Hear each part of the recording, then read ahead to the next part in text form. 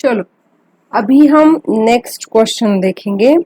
A paper is in the form of a rectangle ABCD in which AB is equal to 18 centimeter and BC equal to 40. A semicircle portion with BC as a diameter is cut off. The area of the remaining paper is। अब यहां पर देखो क्या किया है, ध्यान से समझ लो। अभी ये एक रेक्टेंगल है, उसमें से ये जो सेमी सर्कल वाला पोर्शन है उन्होंने वो निकाल दिया है। तो ये जो आपको दिखाई दे रहा है ना, ये पोर्शन, इसका एरिया निकालना है। तो बेसिकली आप क्या करोगे, पहले तो अभी आपको ये मतलब सॉल्व भी करने की जरूरत नहीं होनी चाहिए, आपको फटक से लॉजिक, हाँ लॉजिक तो आपको आना ही चाहिए। पहले हम निकालेंगे इस टोटल रेक्टेंगल का एरिया, उसमें से हम ये सेमी सर्कल का एरिया डिलीट कर देंगे, राइट। तो हमें हमारा मिल जाएगा इसका बचा हुआ जो पोर्शन है उसका हमें एरिया मिल जाएगा। चलो तो पहले तो हम स्टार्ट करते हैं। Area of rectangle is equal to कितना आएगा, 18 इंटू 14। इसका अगर मल्टीप्लीकेशन करोगे तो इसका आंसर आएगा 252 सेंटीमीटर स्क्वायर। उसके बाद सेमी सर्कल का एरिया निकालना पड़ेगा। उसके लिए क्या दिया है, ये जो है ये है उसकी diameter. Diameter is equal to 14 centimetre और उससे ही हमारी रेडियस मिल जाएगी 7 सेंटीमीटर, राइट। तो एरिया ऑफ सेमी सर्कल, ये भूलना नहीं है, area of semi circle is half of area of circle, right, pi r square by 2। तो ये कितना आएगा, हाफ, पाई को लिखेंगे हम 22/7, रेडियस है 7 का स्क्वायर, 7 7 कैंसिल, यहाँ आएगा 11। मतलब सर्कल का एरिया आपको मिल जाएगा सेमी सर्कल का 77 सेंटीमीटर स्क्वायर। और हमारा पूरे ये जो पोर्शन है शेडेड एरिया है उसका एरिया क्या आएगा, area of rectangle minus area of semi circle. Area of shaded region is equal to area of a rectangle minus area of semicircle। और अभी हमने देखा था रेक्टेंगल का एरिया था 252, उसमें से 77 सबट्रैक्ट करने हैं। चलो इसका आंसर आएगा 175 सेंटीमीटर स्क्वायर। ऑप्शन देखते हैं, 170, देखो इसका ऑप्शन आएगा सी। अब आगे वाला question, length of minute hand of a clock is 14 centimetre. The area swept by minute hand in 1 minute, it is important. ये देखो बेसिकली क्या करना है, पहले तो आप वॉच निकालो, ये जो भी उस पे जो नंबर्स है वो होंगे, उसमें सपोज मिनट हैंड कहीं भी हो, इसमें होते हैं 2, ये 1, सपोज ये 2 और 3 के बीच में है, राइट।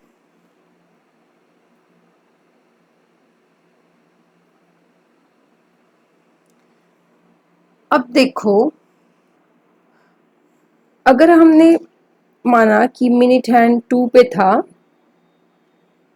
और उसने क्या किया है, 1 मिनट कवर कर लिया, और 1 मिनट कवर करने के बाद जो है ये यहाँ पर आएगा, और ये एंगल जो है वो हमें नहीं मालूम, राइट।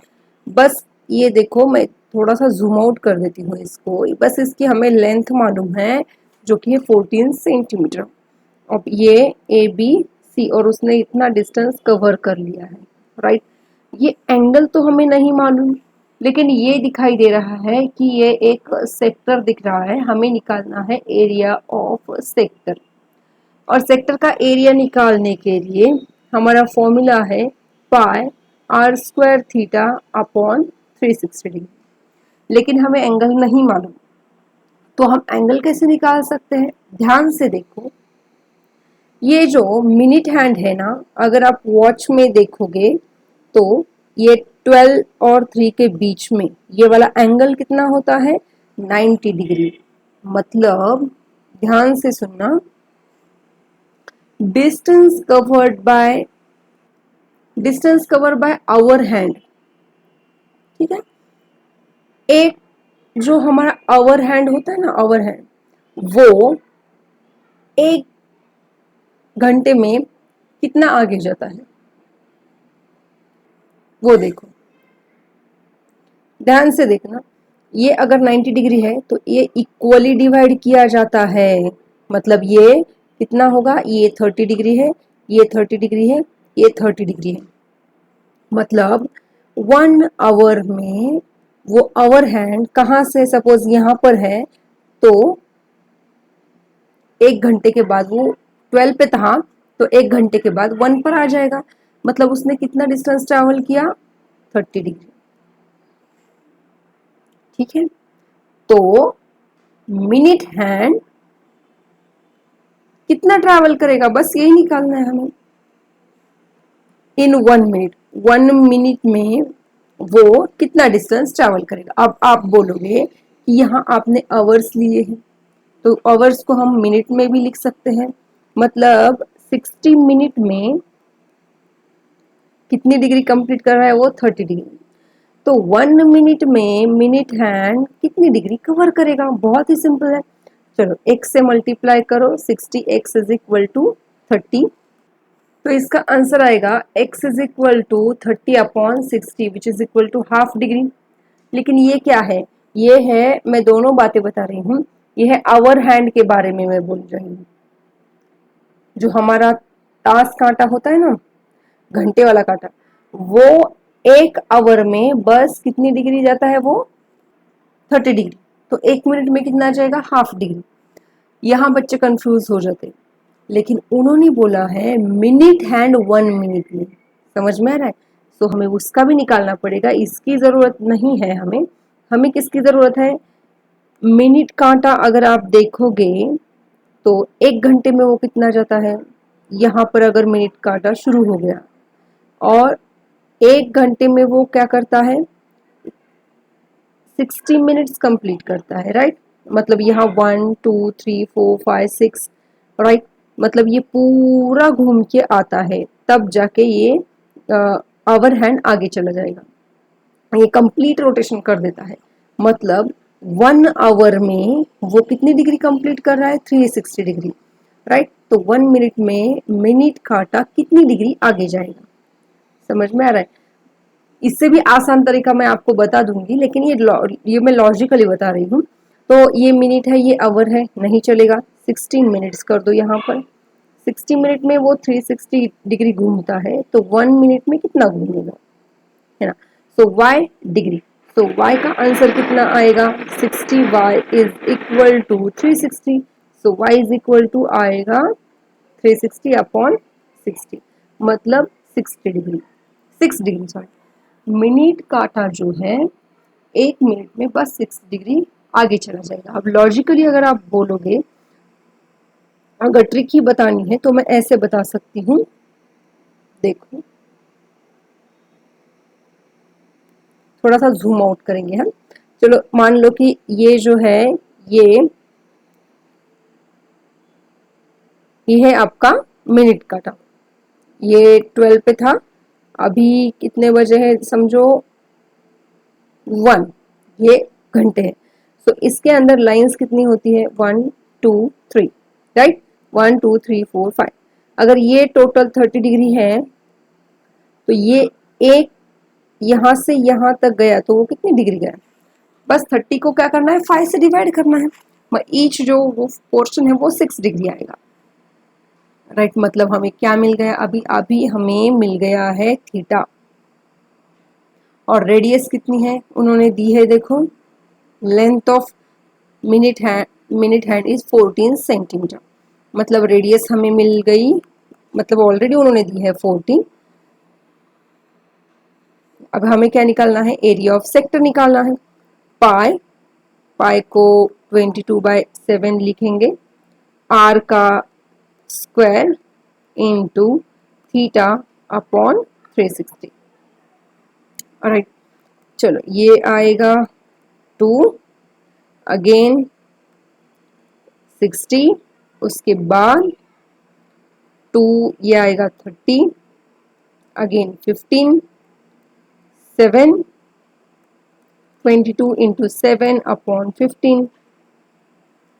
चलो अगर इनका मल्टीप्लिकेशन देखोगे 22 इंटू 7 ये आएगा 154 डिवाइडेड बाय 15, 15 से डिवाइड करो, ये आएगा 15 माइनस 15, 0 लिया, पॉइंट देना पड़ेगा 2 और आगे 6, इतना इसका एरिया होगा 10.26।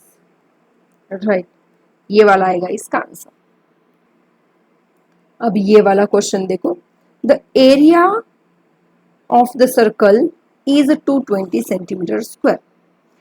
The area of a square inscribed in it is, okay, चलो क्या क्या दिया है वो पहले हम निकाल लेते हैं। पहले हम निकाल लेंगे एक बड़ा वाला सर्कल, और उसमें क्या किया है उन्होंने, और यहाँ हम एक ले इंस्क्राइब्ड स्क्वायर है इसीलिए इसके अंदर एक हमें स्क्वायर, ठीक है, ये स्क्वायर दिखाई नहीं दे रहा, स्क्वायर नहीं लग रहा पर समझ लो क्या किया है। सर्कल है उसके अंदर एक इंस्क्राइब्ड स्क्वायर है, मतलब सर्कल के अंदर स्क्वायर है, और हमें स्क्वायर का एरिया निकालना है। कोई बात नहीं, हम निकाल सकते हैं। कैसे निकालोगे, तो एरिया ऑफ सर्कल दिया है, पहले हम एक एक चीजें निकाल लेते हैं, पहले रेडियस निकाल लेते हैं ना। स्क्वायर का एरिया निकालने के लिए हमें उसकी साइड निकालनी पड़ेगी, ठीक है, पहले बारी बारी से पहले हम रेडियस निकालेंगे। Area is equal to 220 centimetre square. Area मतलब क्या होता है, pi r square is equal to 220, pi मतलब 22/7, r square is equal to 220। ये देखो ये आएगा 10, मतलब हमारी आर स्क्वायर आ गई 70। राइट, मतलब रेडियस कितनी हो गई, तो √70। घबराना नहीं, बिल्कुल नहीं। अब अगर आप दिमाग लगाओगे ना, हमें आसानी से हमारी स्क्वायर की साइड मिल जाएगी, है ना। अगर आप देखोगे ये भी रेडियस ही है जो कि √70 है, ए बी सी डी दे दो इसको, कोई गल नहीं, ये रेडियस है, ये भी √70 ही है। और हमें मालूम है ये अगर आप इसको डायगोनल कंसिडर करोगे ना, ये वाला, तो यहाँ ये जो है वो कट करती है राइट एंगल में, मतलब हमारे पास एज शोन इन फिगर, अगर O in triangle O C D is right angle triangle, right.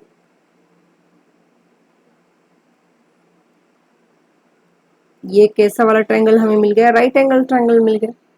अब राइट एंगल ट्रायंगल है तो हाइपोटेन्यूज आप पाइथागोरस थ्योरम भी अप्लाई कर सकते हो, क्योंकि हमें क्या चाहिए, ये वाली साइड चाहिए। समझ में आ रहा है। So by using Pythagoras theorem क्या आएगा, OD square plus OC square is equal to CD square. OC square plus OD square is equal to CD square, और OD और CD तो मालूम है, रूट से मतलब इसका √70 का स्क्वायर कितना आएगा 70, मतलब 70 plus 70 is equal to CD का स्क्वायर, राइट। मतलब 140 is equal to CD square. ठीक है, अब हमें साइड मिल गई। Therefore area of square is equal to side का स्क्वायर। और हमें साइड कितनी मिल गई, ये तो साइड का स्क्वायर मिला है, CD कितना आएगा, √140। ठीक है, साइड का स्क्वायर मतलब √140 का स्क्वायर, 140 सेंटीमीटर स्क्वायर। चलो आंसर है क्या, ये देखो 140 सेंटीमीटर स्क्वायर। अभी ये next question, if circumference of a circle increases from 4 pi to 8 pi, then its area is, ध्यान से देखना, फर्स्ट ऑफ ऑल पहला वाला सरकमफरेंस, दूसरा वाला सरकमफरेंस, मतलब पहला सरकमफरेंस कितना है 4 पाई, दूसरा वाला है 8 पाई। पहला एरिया A1, दूसरा एरिया A2, लेकिन क्या चाहिए यहाँ पर, रेडियस चाहिए। वो कहाँ से मिलेगी, सरकमफरेंस से, राइट। मतलब उन्होंने क्या किया है, 2 पाई R1 इज इक्वल टू 4 पाई, और यहाँ दिया है 2 पाई R2 इज इक्वल टू, मतलब ये न्यू है ना, इंक्रीज किया वाला 8 पाई। ये 2 2 जा पाई तो हो गया कैंसिल, मतलब ओरिजिनल जो रेडियस थी वो है 2, और ये पाई पाई कैंसिल, 2 4 जा। अब ये न्यू इंक्रीज करने के बाद रेडियस कितनी मिल गई 4। तो एरिया में क्या बदलाव आएगा, यही पूछा है, राइट। एरिया में क्या बदलाव आएगा देखो, तो A1 आएगा पाई R1 का स्क्वायर मतलब 4, इसका एरिया आएगा पाई R2 का स्क्वायर मतलब 16। क्या आप देख सकते हो, पहले कितना था 4 पाई था, अब यहाँ कितना हो गया है 16 पाई, मतलब 4 टाइम्स से इंक्रीज हो गया। मैं इसको ऐसे भी लिख सकती हूँ, जो पाई 4 इंटू 4, और 4 पाई को मैं A1 भी लिख सकती हूँ इंटू 4। मतलब ये जो न्यू एरिया हमें मिला है ना, वो कितना है 4 टाइम्स ऑफ ओरिजिनल। तो इसका आंसर क्या आएगा, क्वाड्रपल्ड। अब ये वाला क्वेश्चन देखो, question number 22, if radius of a circle is diminished by 10% then its area is diminished by, okay. अब ध्यान से देखना, जल्दबाजी बिल्कुल मत करो, दिमाग टोटल यहाँ पर ही रखो। ये परसेंटेज वाला प्रॉब्लम है, बिल्कुल भी मतलब हार्ड नहीं है लेकिन इजी भी नहीं है। चलो पहले ओरिजिनली क्या था ये देखेंगे, ओरिजिनल, या फिर R1 लिखेंगे। तब रेडियस कितनी थी, चलो पहले वाली ओल्ड, रेडियस कितनी थी R1। अब ये न्यू वाली रेडियस जो है ना वो 10% से घट गई है। पहले R1 थी, उसमें से R1 के 10% घट गई। समझ में आया क्या, देखो यहाँ पर यही इंपॉर्टेंट है। पहले आपके पास 100 रुपीज थे, उसमें से 10% कम हो गए, मतलब क्या करोगे आप जल्दी से बता सकते हो कि 90 रुपए रह गए। कैसे, पहले 100 थे, 100 माइनस 100 के 10%, राइट, ये हो गए कैंसिल। 100 माइनस 10 मतलब आ गया 90। ऐसे ही करते हो ना, तो यहाँ भी कुछ ऐसे ही हाल है। चलो क्रॉस मल्टीप्लाई करो, 100 R1 minus 10 R1 divided by 100, ये आ गया 90 R1 अपॉन 100। क्या मैं इसे डायरेक्टली ऐसे भी लिख सकती हूँ, ये हो गया 0.9 R1 न्यू वाली रेडियस, ठीक है, ये क्या है, न्यू रेडियस, समझ में आ रहा है। आगे देन इट्स एरिया, अब एरिया पे क्या फर्क पड़ेगा ये बोलना है, ठीक है। एरिया डिमिनिश्ड बाय, पहले तो हम ओल्ड का एरिया निकाल लेते हैं।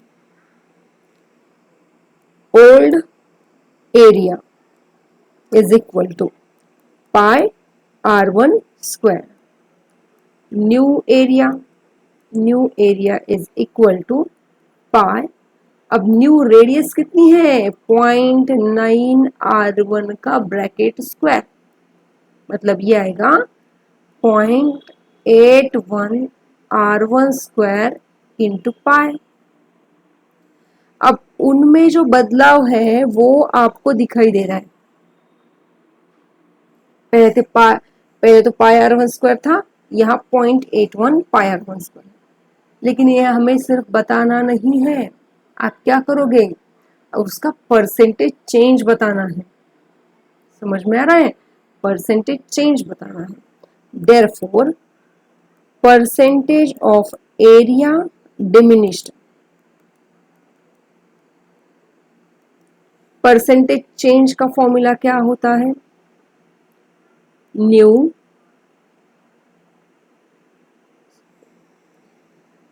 ये ऐसे होता है,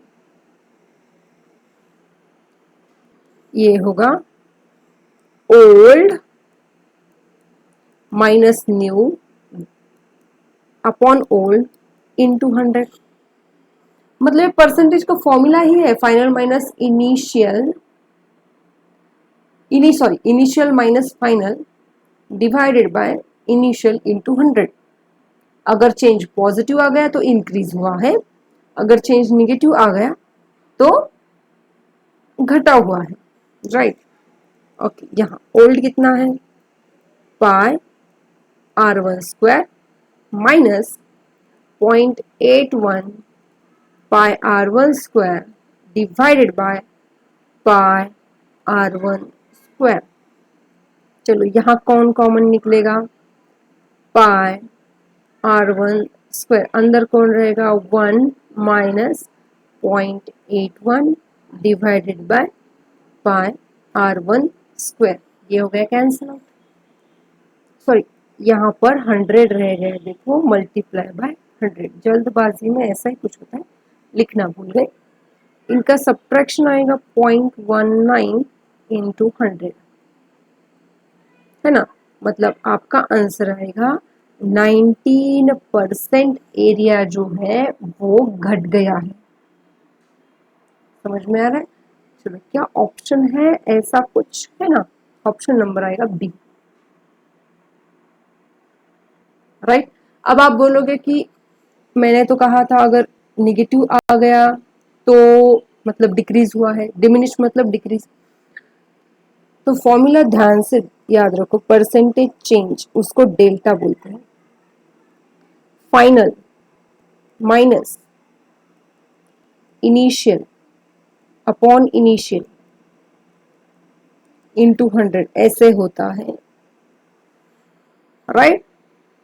अब इसमें भी हाँ, इसका आंसर पॉजिटिव आ गया तो इंक्रीज हुआ, नेगेटिव आ गया तो डिक्रीज हुआ, लेकिन मैंने यहाँ पर क्या किया है, यहाँ मैंने फाइनल माइनस इनिशियल लिया ही नहीं, अगर ऐसा करती तो मेरा भी आंसर नेगेटिव आता, मैंने उसको और मॉडिफाई किया, चलो मैंने आंसर नेगेटिव नहीं चाहिए ही नहीं, तो मैंने क्या किया इसको, अगर आपका डिक्रीज का है ना तो आप क्या करोगे, इनिशियल माइनस फाइनल, अगर आपको आंसर इंक्रीज वाला चाहिए तो यूज करोगे आप फाइनल माइनस इनिशियल।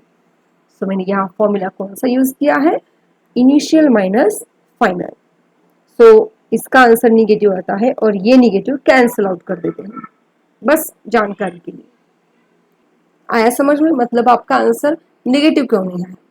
अगर मैं ये देखो मैंने क्या यूज किया है, ओल्ड माइनस न्यू, ये छोड़ो, मतलब ये होता है इनिशियल, ये होता है फाइनल, ठीक है, तो मैंने इनिशियल माइनस फाइनल किया है, अगर मैं फाइनल माइनस इनिशियल करती तो मेरा आंसर -19 आता, और -19 का मतलब होता है कि वो डिक्रीज हुआ है। बस